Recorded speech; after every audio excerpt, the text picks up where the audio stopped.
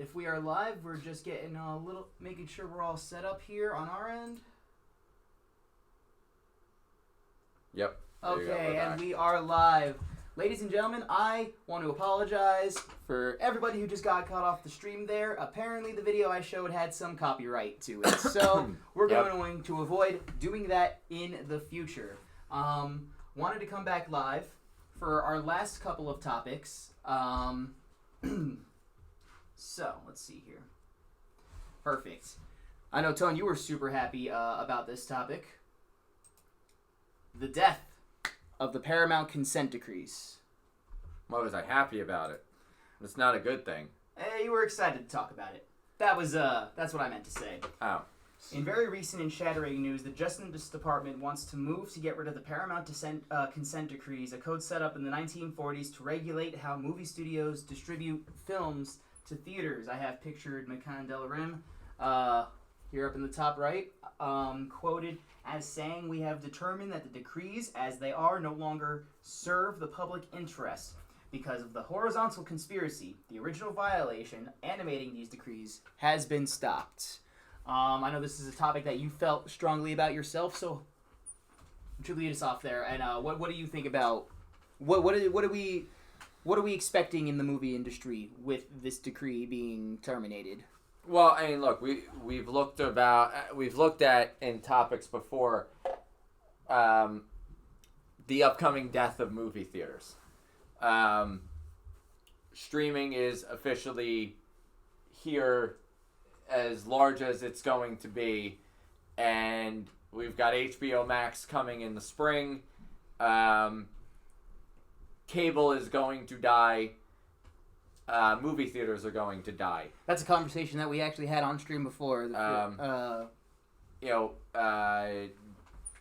Just go down the line here of, and we this may be a literal repeat of a conversation we've had, but Disney owns Star Wars, Marvel, Disney movies, Fox movies. If they start releasing day and day on streaming, just release it on streaming instead of going to theater at all, what gets released? Warner Brothers properties? What if they do the same with HBO Max? If they put all their movies out on HBO Max instead of going to theaters, why would they cut movie theaters in on it? Now, what this particular order had kept away was there was a point in time where a studio, let's just say Warner Brothers, was going to release a brand new Harry Potter. They could go to the movie theaters and they can say, if you want Harry Potter, you can't release anything else this weekend or for the next 2 weeks.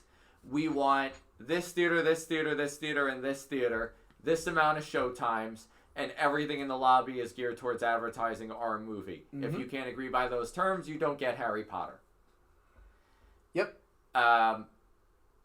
Having the legislation in place gave more of a actual distribution method, where as long as they signed with the theater chain, it was showed just as much as any other potential movie. The theater chains had the ability to depict what they put where in their own theaters.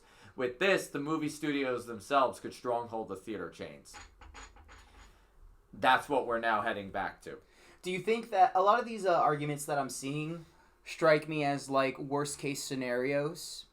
And we saw a lot of that when net neutrality was up for being taken away. Well, I'll tell you exactly what you're going to see. You're going to end up seeing Disney make their own movie theaters to show only their major event content. I almost wonder if that would just end up costing them more money than it would just Depends on where they are. It would. They're not going to go nationwide and have one in every town or more than one in every town. They're going to select. Okay, I mean, I can see that being viable. I don't see that as making as much That's if income. they do it at all. Yeah, no, that's because that won't make them as much income as striking these deals with theaters or just releasing to the stream. And I agree with your argument about how movie theaters, cable, it's all gonna die. Streaming services, actually mentioned in the article, Delarim went on to say that much of our movie watching is not in theaters at all. and that we cannot pretend that the business of film distribution and exhibition remains the same as it was 80 years ago. And that's true because in this decree, streaming services like Netflix, Amazon were not affected at all. Like no, it doesn't apply to them. Don't think for a single second that this might not just be the next step in making sure theaters die, because at that point you've got companies like Disney, Warner Brothers, that can flat out tell a movie theater, no, you're not showing that art house flick. So where do those art house flicks or indie flicks go? They have to go to a streaming service to get distribution now. Exactly. Which means the money goes straight to one of the majors. Exactly. There's nowhere to go now unless you go to a streaming site. That's your distribution model. There was just a big disruption online because Netflix announced that they were going to allow viewers to change viewing speed. So in other words, you could either watch, for example, Puzzle Talk at the rate in which I am talking right now, or you could go in the settings and change it to 1.5, and I'll start to talk like this, and you'll see the show in about 1.5 faster than you would initially. You can do that? Yes. Oh, I hate it. Well, here's the thing. Studios and directors, Judd Apatow was one of them, lost their marbles over this announcement. YouTube's been doing it for years. You could rent any movie on YouTube. Yeah, 100%. And on YouTube, you can go in and you can change the speed. Now, having said that, every audiobook I listen to, or any podcast I listen to off YouTube, I always put it up to 1.5. I finish it faster. It's fair. That's fair. Can't argue that. If it's for the sake of like efficiency and time, then I can't argue that. I guess I would, if it's me, I prefer to watch the film or re-listen to something as it was meant to be. I forget what movie it was, but a movie came out recently where the director was like, this was intended to be viewed at X ratio and this and that, and it was like there was like 4 movie theaters in the whole country that could even do that.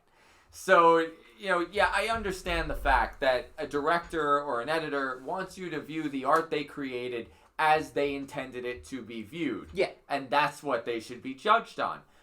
But people aren't going to the movie theaters like they were. No. People are watching your movies on their mobile phone. I think the aspect ratio is not what you intended. This year I've gone to the movies a total of once. So, there you go. We're in a different world now. Every form of entertainment is viewed however the viewer wants now. Mm-hmm. If they want to change the speed at which they consume it, it just means they're going to consume more. So, do you think that this is going to be a bad thing for the movie industry? Do you think that, I think they're all just going to go to streaming. And, there are companies that stream to movie theaters. So, you could still see Disney Plus stream movies in theaters. Yeah. It becomes more of a gala event than it's Thursday night, let's go to the movies. Again, a lot of what I'm seeing as far as movie theaters go, now this is all speculation. All of this is speculation. This is what we think is going to happen. I'm pretty sure that's what's going to happen. Well, this is what he's pretty sure is going to happen. I'm pretty good at market trends. But again, I think we're seeing a lot of these arguments as kind of like worst case scenarios. It is studios it's giving studios and business owners the potential to do these, corrupt, awful things. It's whether or not they actually act upon it, because it was the same thing for net neutrality, where your carrier could block you from using certain websites if you didn't pay for a premium. Well, keep in mind the movie theaters can still just say no. That's true. If Warner Brothers or Disney says you can't show this movie unless you do XYZ, they can just say no. That's true. What are they going to show? Probably nothing that's going to make the kind of money that the next Avengers movie would make. My next topic, the next thing I was going to say was that probably hurt their profits if they don't get the movies that they need. Yeah. But we've come to the tail end of the show, which means we're going to be talking about our last topic of the day, brand new, coming to Trapdoor Escape Stream, The Gift of Escape. I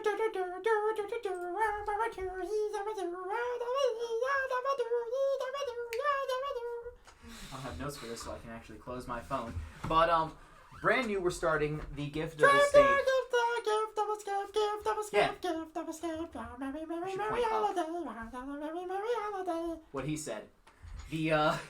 Stream $11.99 a month on DrEscapeStream.com. What is the gift of escape? I'm so glad you asked, imaginary person in the comments. Every Wednesday through Christmas, starting this week, we will be having one of our puzzles from one of our escape rooms, one of our Puzzles and Corks game, any game that we've come up with. We're going to showcase a puzzle live at 6 p.m. every Wednesday. And the first person to solve the puzzle, enter in the chat what the answer to the puzzle is, how you solved it. You win a free ticket to any escape room experience. Not Raven Guild, but not any Raven Guild, but any other escape room experience that we offer at Trapdoor. That means you can come play Boogeyman, Witch Hunt, Freak Show, Cure Z, Puzzles and Corks? Yeah. Puzzles and Corks! So many great things. You get to hang out with me, the stream guy, and solve some great puzzles. So really excited to be showcasing this. First episode this Wednesday, 6, where we'll be showcasing a puzzle. I haven't figured out what the puzzle is yet, but you'll know when you get there. Anything we want to add before I run away from this? Words of the